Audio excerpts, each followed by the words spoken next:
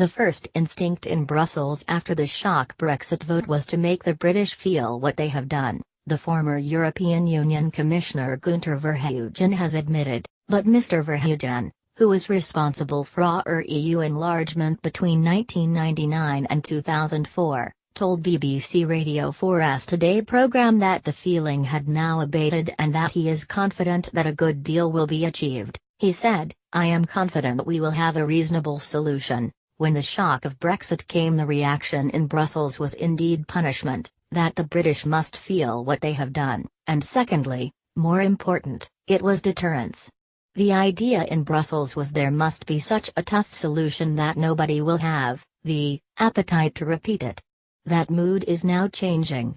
Getty Günter Verheugen. When the shock of Brexit came, the reaction in Brussels was indeed punishment, that the British must feel what they have done. Günter Verheugen, he added, business people all over the European Union have recognized that it is a lose-lose situation for both sides.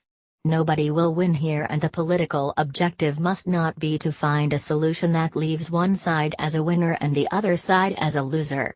You must never forget, the UK might leave the European Union, but it remains a European country. Brexit negotiations are currently focused on Britain's future trading relationship with the bloc, with the matters of citizens' rights the sum of the UK's controversial divorce bill having been settled in December. Last month, the UK and EU reached a joint legal agreement on the terms of a Brexit transition deal. Brexit Secretary David Davis and EU Chief Negotiator Michel Barnier described the agreement as a decisive step towards Britain's exit from the European Union. Mr. Barnier has repeatedly insisted the UK cannot choose to keep the best elements of membership when it quits the bloc. No trade agreement exists that includes financial services, and the City of London will inevitably face curbs on access, he has warned. In response to Mr. Barnier's threats, Brexit Secretary David Davis said a deal that took some areas of the current economic relationship but not others would be cherry-picking.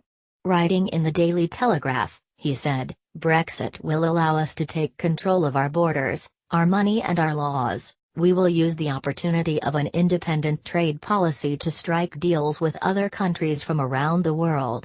The EU might work for countries who have chosen to be members, but at a time when the European Commission itself says that the majority of future global growth will come from outside Europe, it makes sense for Britain to place itself at the cutting edge of new technologies and the regulatory regimes they will require."